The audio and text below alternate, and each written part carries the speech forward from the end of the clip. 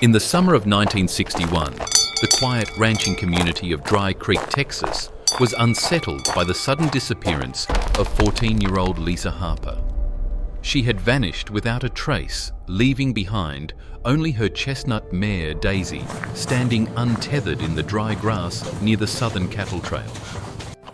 But 18 years later, when a builder named Kevin White stumbled upon an abandoned well on the ranch's back acreage, he uncovered a truth so unsettling it would unravel the very fabric of this land's history and lead to the most horrifying revelation imaginable.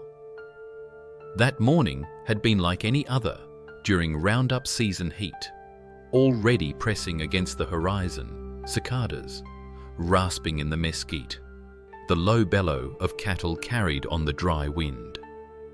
Dust rose in lazy columns as men and boys moved the herd toward the pens. Lisa, small but wiry, had grown up here. She knew the work, the land, and the feel of reins in her hands.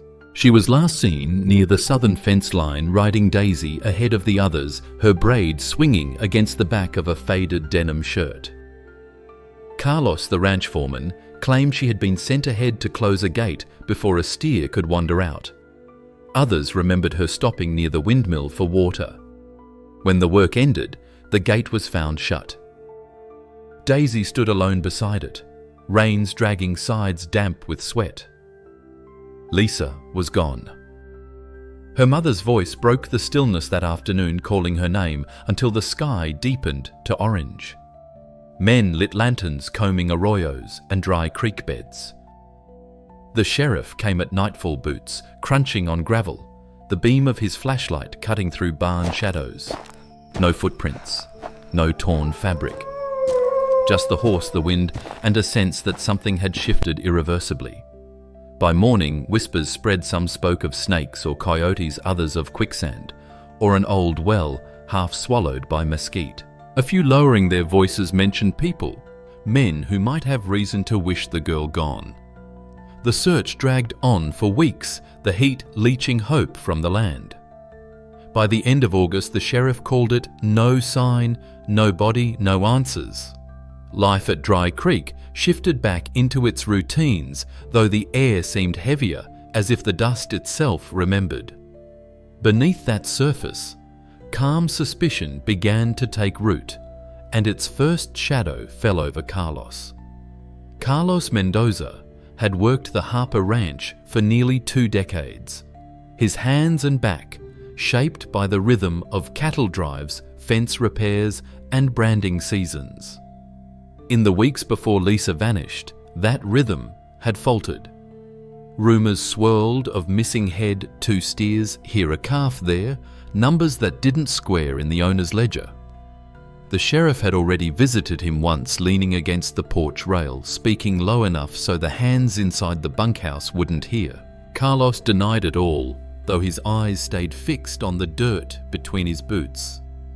On the day Lisa disappeared, he'd been the one to send her toward the southern gate.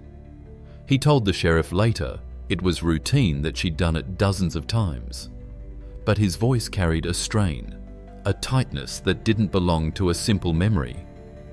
The heat that afternoon seemed to press everything flat, the air, the grass, the truth.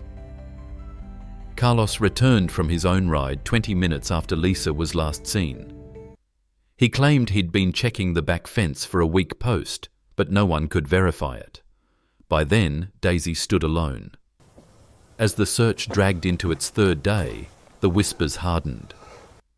Men spoke of prison sentences for cattle theft, of debts owed to men in town who didn't take kindly to delays. A man that desperate might do anything, one ranch hand muttered over coffee, careful not to look up. Lisa's mother, pale from sleepless nights, cornered Carlos near the stables. Witnesses said her voice was low but cutting. "If you know something, you'll speak it," she told him. Carlos didn't answer. He simply turned away, adjusting the brim of his hat, and walked into the sunlight. When the sheriff came again, he pressed harder. Carlos admitted the theft rumours had truth. 2 calves sold off to pay for his son's medical bills. but swore he would never harm the girl.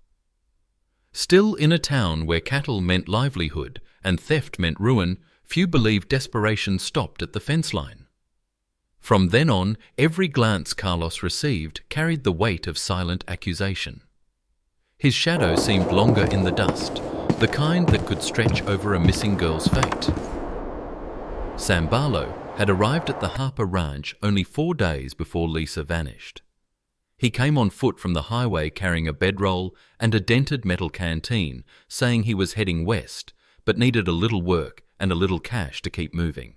Drifters were not uncommon in 1961, especially in the dry back country, and the ranch took him in without much thought. An extra set of hands during Roundup was worth the risk. He worked quietly, kept to himself, and slept in the far corner of the bunkhouse, near a window that looked out over the windmill and the southern fence line. Sam was assigned odd jobs, hauling feed tightening fence wire, leading the remuda at daybreak. On the morning Lisa disappeared, one ranch hand remembered seeing him crouched beside the corral, fixing a broken latch. Another swore he saw him later, walking toward the southern pasture, though the distance made it hard to tell. That night, when the bunkhouse quieted, Sam's bedroll was gone. His few possessions, an old army-issue knife, a torn paperback, had vanished with him. A single mug still sat on the table by his bunk, coffee long gone cold. The sheriff's men combed the back roads and creek beds, but there was no sign. A store clerk in town thought she'd seen him buying canned beans the next afternoon, hitching a ride on a flatbed truck headed north. The driver couldn't recall his face. Rumours thickened. A stranger passing through on the same day as the disappearance was a story too convenient to ignore. Sam became a figure, both shadowy and solid in people's minds. Someone who could take a girl, someone with no roots to bind him. But the truth was slippery. The sheriff had no clear evidence Sam had even spoken to Lisa. Yet his absence spoke louder than any testimony. People said a man who leaves without a word is a man with something to hide. In the weeks that followed, his name was muttered in the same breath as Carlos's. 2 men, 2 stories, both easy to believe and impossible to prove. Somewhere between them, the truth was buried. Bill Harper had stepped into Lisa's life when she was 8 years old, marrying her mother barely a year after her father's death. He inherited not only the title of stepfather, but a sprawling ranch whose deed still bore the Harper family name, a name that wasn't his. Around town, Bill was known for his sharp jaw and sharper temper. He managed the ranch books with a kind of quiet possessiveness, speaking often of my cattle and my land, though legally much of it remained tied to Lisa's future inheritance. The girl's presence was a reminder of that fact, and those close to the family noticed how his smile thinned when she entered a room. On the day she vanished, Bill claimed to have been in town securing parts for a windmill pump. A clerk confirmed seeing him in the hardware store mid-morning, but the timing left wide gaps, hours unaccounted for, between his errand and his return. Lisa's friends at school had heard her talk about wanting to leave the ranch when she turned 18 to study veterinary medicine in Austin. She told one of them in a whisper, "Bill hates the idea. Says, I'll learn what real work is when this place is mine." In the days after her disappearance, Bill was seen pacing the porch long after sunset, smoking cigarette after cigarette. When questioned by the sheriff, his answers were curt. "I've got no reason to hurt that girl," he said, flicking ash into the dirt. "She's family." But in a town that understood inheritance as both promise and threat, more than one person wondered if Bill saw Lisa as an obstacle rather than kin.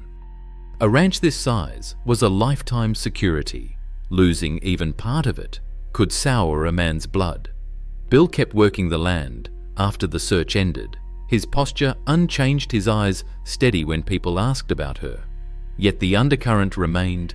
Resentment doesn't fade easily, and in a place like Dry Creek, it had all the time in the world to fester.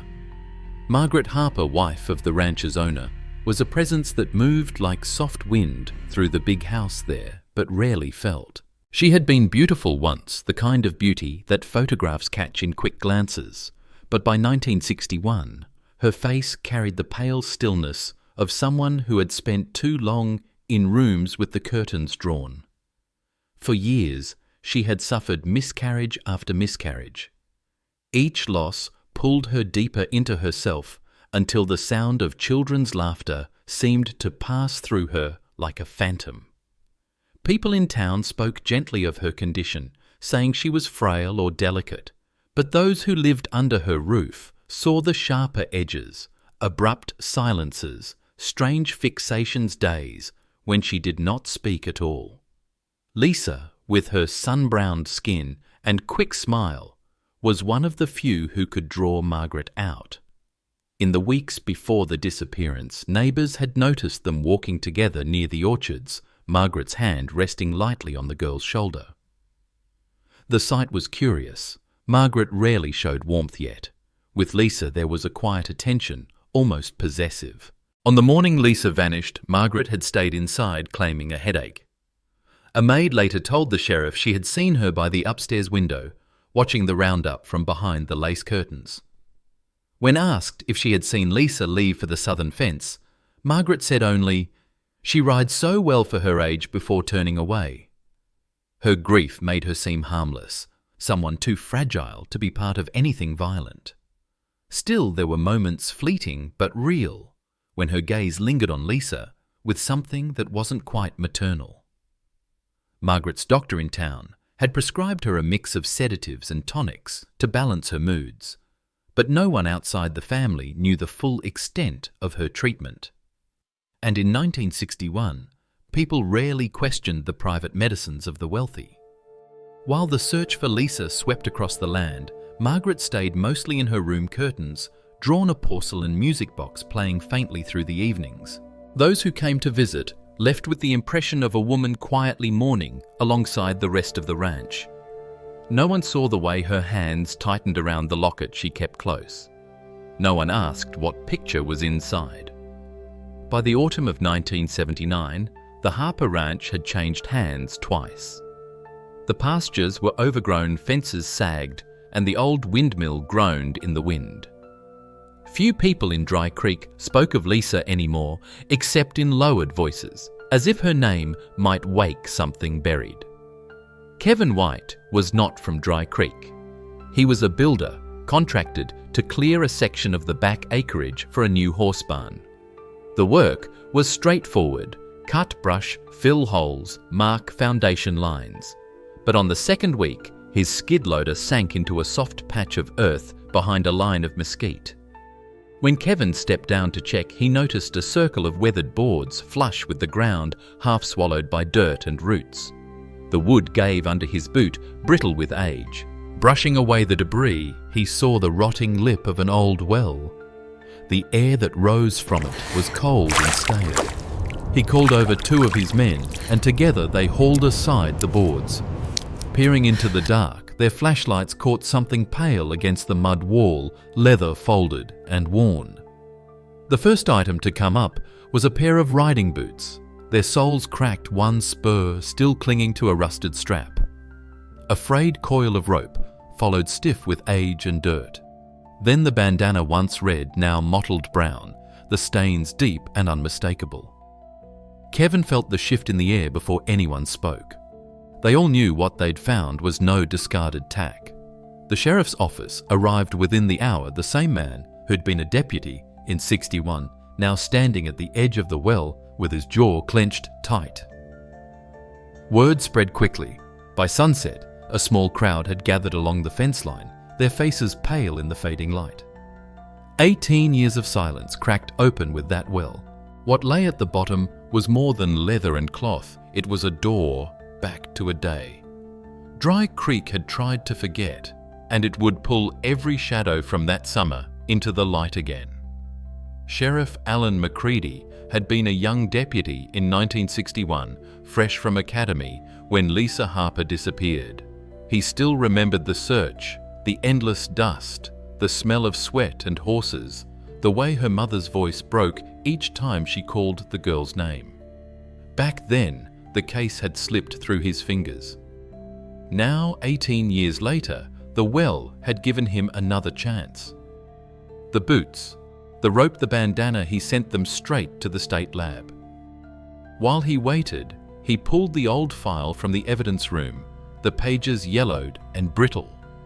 Handwritten statements, grainy photographs of the southern fence line lists of riders, and times all of it came rushing back. His first step was to revisit the names that had never left the margins of suspicion. Carlos Mendoza, now living in a small house on the edge of town. Sam Barlow the drifter, no one had seen in years. And Bill Harper, who still worked a smaller spread of land he'd kept after the ranch was sold. McCready drove the same dusty roads, parking in front of familiar porches. Some faces were older, some gone. But as soon as he mentioned Lisa's name, the air changed.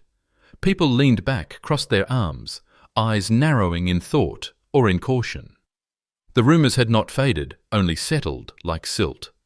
One man said Carlos had been desperate that debts could drive a man to do what he had to. Another insisted Sam had been trouble from the start, with a way of looking at folks that made your skin crawl. As for Bill, more than one voice lowered when speaking of his temper. McCready kept his tone, measured, his questions simple. He wanted the suspects to think they were telling him old stories. In truth, he was mapping the gaps, the moments that didn't align in their timelines. The well had turned the town's quiet into something taut. People began to watch each other again the way they had in the days after Lisa vanished. Every conversation seemed to circle back to that summer, as if the land itself had been holding its breath for nearly 2 decades and was only now exhaling. The sheriff knew from experience, secrets this old didn't just surface. They were pulled up inch by inch until something finally snapped. Carlos Mendoza answered the door slowly, leaning on a cane. His frame diminished, but his eyes still sharp beneath the brim of a sweat-stained hat. Time had carved lines deep into his face, but when the sheriff mentioned Lisa Harper, a flicker quick as a snake's tongue crossed his expression. They sat at his kitchen table, the air thick with the smell of strong coffee.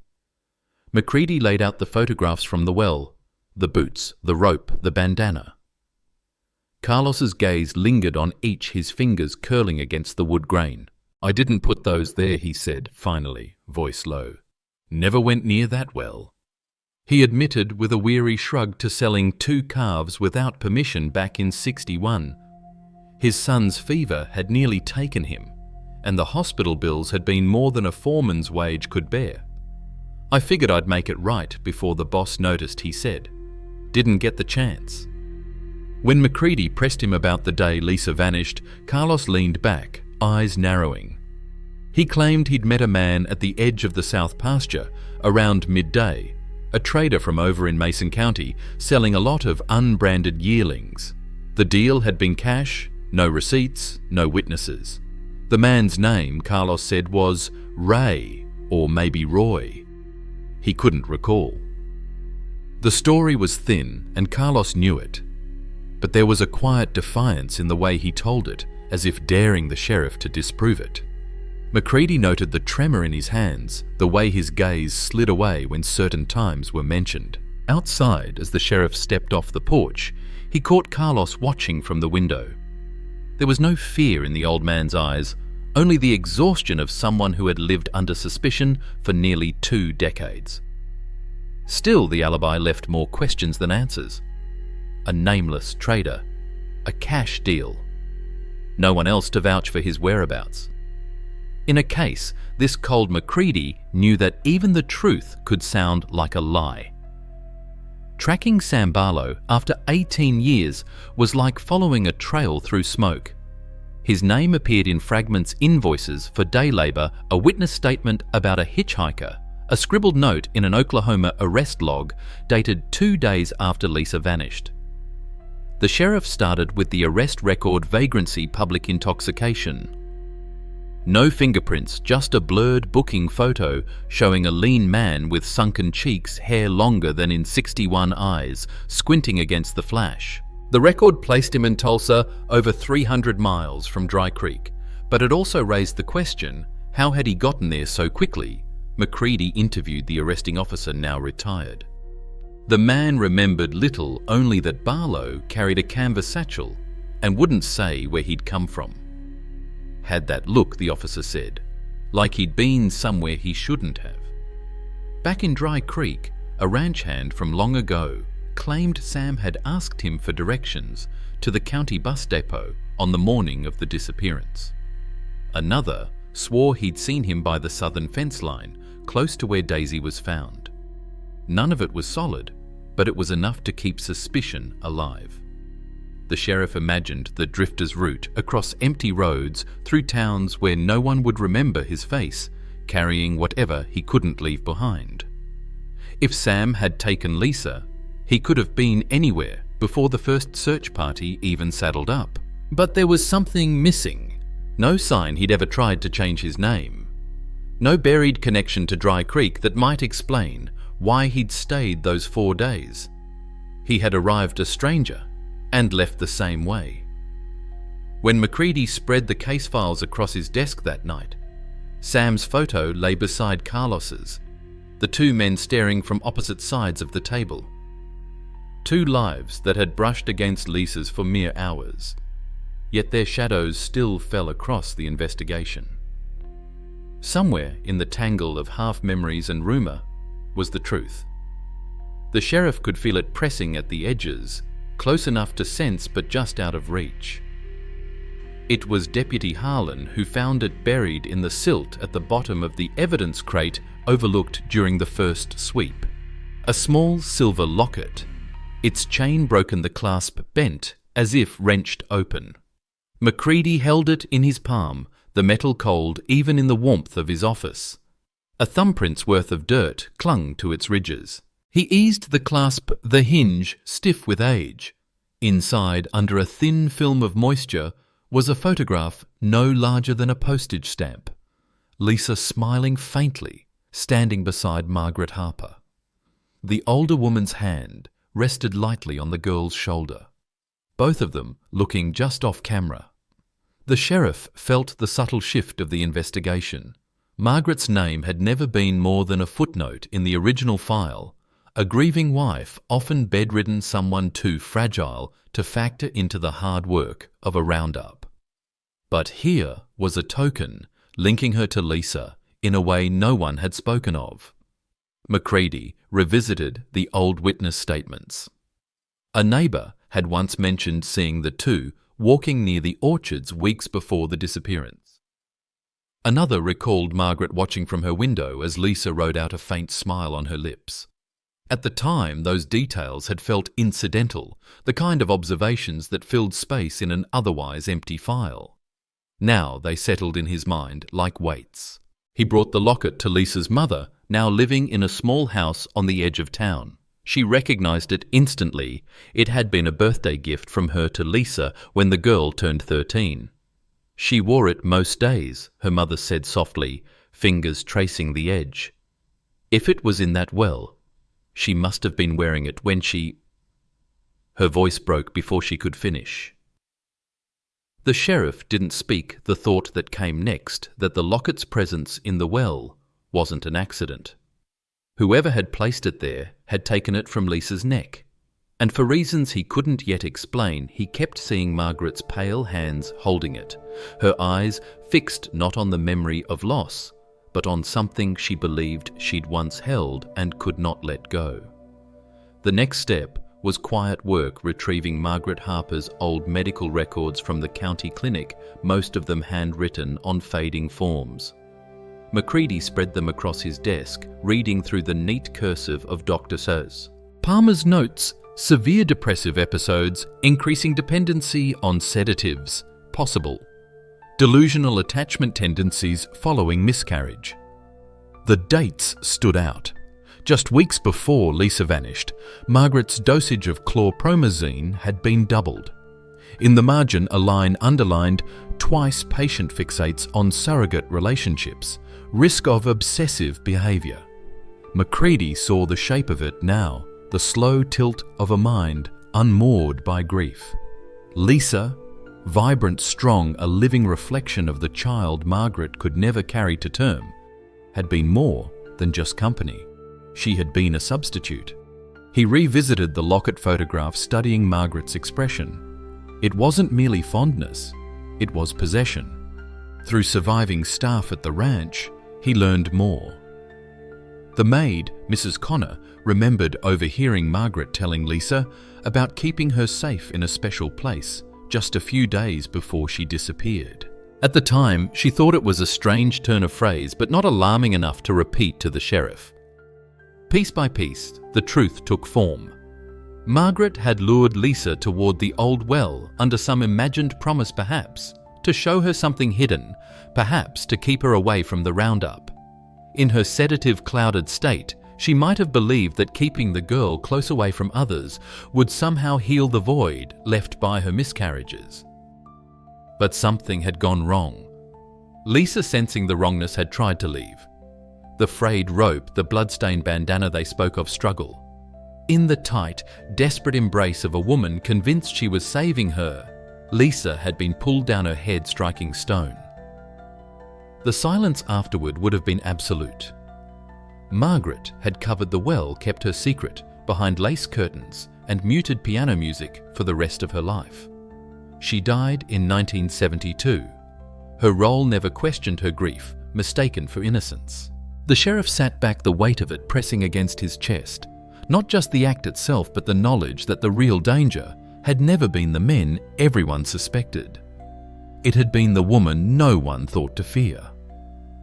The sheriff delivered his findings in the smallest of rooms, the county meeting hall, long stripped of its civic pride. Lisa's mother sat in the front row, hands clenched in her lap, her face pale but steady as Macready spoke. The words moved slowly, measured, pulling the years apart, thread by thread, until the picture stood clear. Margaret Harper had not been evil in the way the town once imagined evil to look. She had not brandished a weapon, had not plotted for money or revenge.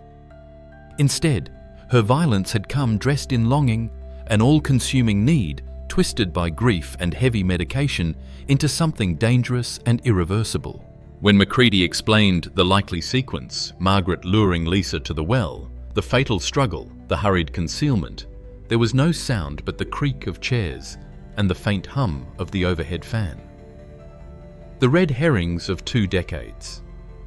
Carlos's theft, Sam's disappearance, Bill's resentment, fell away like dust shaken from an old blanket, revealing what had always been there. Lisa's mother wept without sound. Beside her, Bill stared at the floor, his jaw working, as if he were chewing through the years of suspicion he himself had carried. Carlos, too old now for defiance, nodded once, in grim acceptance that his shadow over the case might finally be gone. As they left the hall, the late afternoon sun washed the street in gold, the air still heavy, but somehow cleaner. People spoke in low voices, testing the new version of the story, as if it might change again if they said it too loud. Macready walked with Lisa's mother to her car. She paused, looking back toward the horizon where the ranch once stretched wide and untamed. The wind carried the scent of dry grass, the same as it had that day in 61. As they reached the door, she looked at the sheriff one last time. The real journey was just beginning. In the end, that was the lesson: evil might hide behind familiar faces, but truth endures. As they moved toward the road ahead, she squeezed his hand. "I'm afraid I'll never stop seeing that well." "You won't," he said softly, "but you'll learn to see past it." They stepped toward healing, toward a future they would build one day at a time. Thank you for listening to Brody's Stories. Until we meet again.